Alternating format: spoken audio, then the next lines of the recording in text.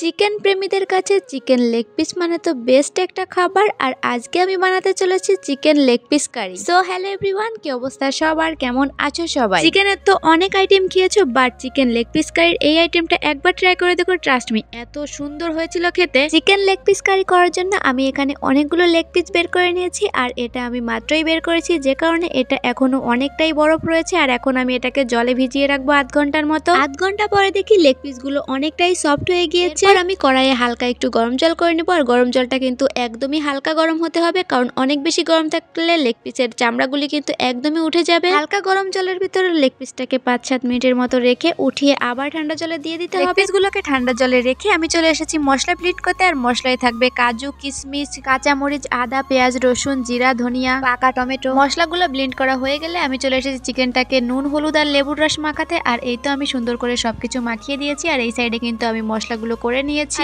আমি তো আলু প্রেমী, তাই আমার সবকিছুতেই আলু থাকবে, আর তাই জন্য আমি 2টা আলুকে টুকরো টুকরো করে কেটে নিয়েছি। আলুটাকে একটু অন্য স্টাইলে কেটেছি, একটু গোল গোল করে কেটে নিয়েছি। আর এই তো আলুতেও নুন হলুদটা মাখিয়ে নিয়েছি। আর এখন কড়াইয়ে তেল গরম করে আলুটাকে একটা একটা করে ভাজি করে নিচ্ছি। আলুটাকে একটু কম আঁচে ভাজি করতে হবে, কারণ আলুটা এমনিতেই অনেকটা ছোট করে কাটা হয়েছে। আর যদি একটু জালটা বাড়িয়ে দিই তাহলে কিন্তু অনেকটাই পুড়ে যাবে। আর এই যে দেখো, আমার আলুটা কিন্তু একদম ভাজি হয়ে গিয়েছে। পিসগুলোতে নুন, হলুদ আর লেবু রস মাখিয়ে রেখেছিলাম। আর এখন দিয়ে দিচ্ছি সয়া সস। আর সয়া সস দেওয়ার পর আরো 5 মিনিটের মতো রেখে দিব। সয়া সস দেওয়ার আগে একটু টক দই দেওয়া উচিত ছিল, বাট আমার ফ্রিজ থেকে বের করতে একদমই ভুলে গিয়েছি। আর এই তো আমার ম্যারিনেট করা হয়ে গিয়েছে। আর এই সাইডে কড়াইয়ে তেল গরম করে দিয়ে দিয়েছি পেঁয়াজ কুচি। আর পেঁয়াজ কুচি দেওয়ার আগে তেজপাতা, জিরা দেওয়া উচিত ছিল, বাট এটা আমি একদমই ভুলে গিয়েছি। আর এই তো পেঁয়াজটাকে সুন্দর করে ভাজি করে নিচ্ছি। আর এটা কিন্তু একটু ব্রাউন কালার করে ভাজতে হবে।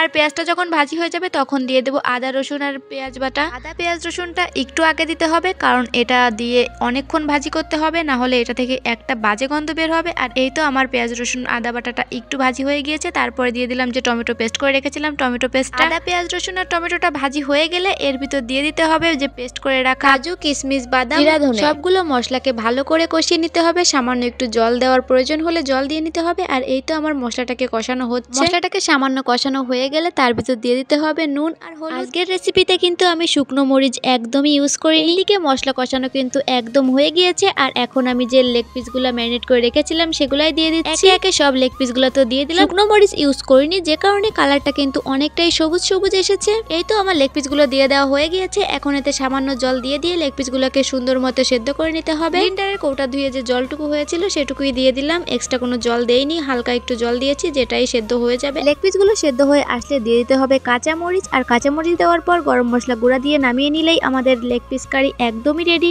যে এখনো এই রেসিপিটা ট্রাই করনি অবশ্যই ট্রাই করো। আর ভিডিওটা কেমন লেগেছে বলো।